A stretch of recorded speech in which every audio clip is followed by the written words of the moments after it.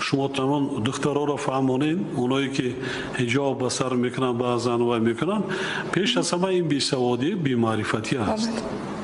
سوادی کافی ندارن اونا و هم گمراه گشتگان، حتی از همون زندگی خودشان نمیدونن چیکار میکنن. نعوذ بالله منفور درگاه الهی باشید، آن وقت به طغیان و سرکشی خود میافزایید و در روز قیامت هیچ دلیل و حجت برایت نمیمانه، چون این پیام الهی بود که برایت رسید.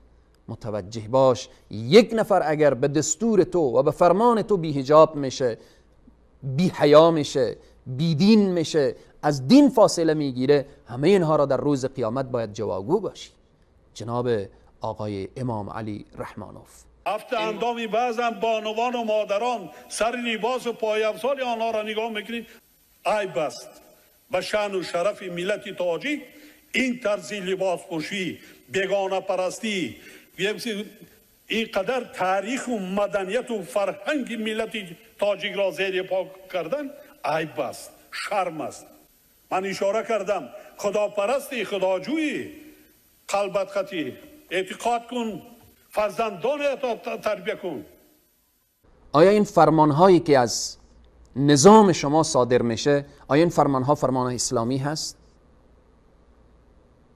آیا این که با خواهر مسلمان با حجابی که در تاجیکستان هست برخورد شدید میشه و حجاب منع میشه، آیا این دستور اسلام هست؟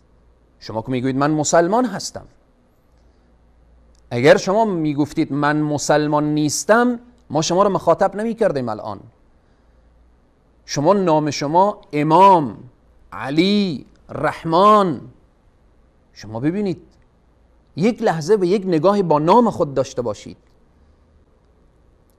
این ممنوعیتی که نسبت به حجاب اسلامی امروز به راه افتاده و حجاب اسلامی را منع میکنن، آیا میدانید حجاب فرمان کیست؟ فرمان رحمان هست. فرمان رحمان، فرمان ذات اقدس الهی، فرمان احکم الحاکمین، فرمان اعدل العادلین، فرمان واحد القهار، فرمان او ذاتی که صدا میکنه لمن الملک اليوم لله الواحد القهار. حجاب فرمان الله هست، فرمان من و این و آن نیست.